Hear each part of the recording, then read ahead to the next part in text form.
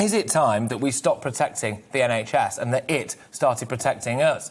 We have around 5.5 million people on an NHS waiting list, not just for routine operations, no, for major procedures. In fact, people are having to dig through their life savings to pay for life-saving operations by going private. Apparently, and who knew, it costs you around £20,000 to have a stent fitted in your heart. So, you can put a price on life after all then.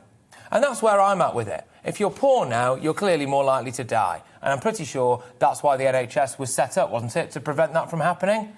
How do you feel then about the fact that doctors are now being paid £100 an hour to work remotely? In fact, the NHS is incentivising them to work from home by giving them remote appointments to hit, targets to hit.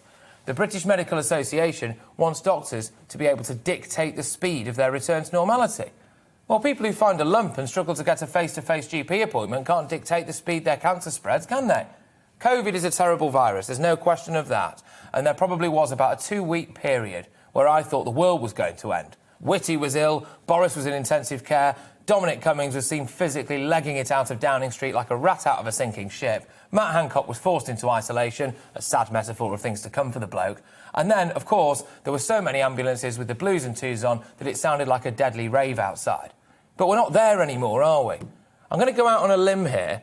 I don't think most people care about the fact that COVID cases are 26 times higher than they were this time last year. Maybe I'm wrong. Get in touch if you think I am, and let's have a chat about it. But I honestly don't think that most people still want our daily COVID figures beamed into our front rooms. Yep, there were thousands and thousands of COVID cases last week, but there was a 7-day average of 112 deaths. Don't get me wrong, any death is a tragedy, of course it is.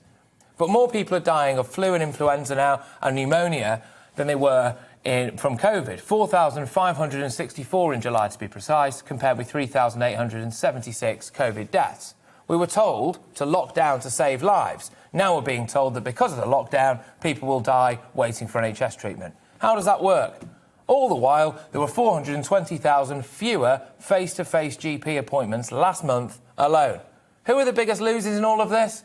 Well, it's the elderly, of course, isn't it? The most vulnerable. How do you expect a 75-year-old woman to log on to Skype and speak to her doctor? I know some old people who, to be honest, would probably struggle to find the laptop, let alone turn it on and use it. And if we're not letting people catch an illness early, doesn't that mean that it ends up costing us more in the long run? Look, I know doctors had it rough at the height of the pandemic. I know that actually it's their union that's dragging its feet more than the actual doctors itself. But I also know that in July, we had 16,248 heart disease deaths, 4.3 times more than our COVID rate. COVID isn't the only show in town anymore. We need to stop prioritising it over everything else. And if the British Medical Association really cared about patients' health, I personally believe it will be telling GPs to get back to their practice and see people face to face. Like I said, I want the NHS to protect me. I shouldn't be protecting the NHS myself.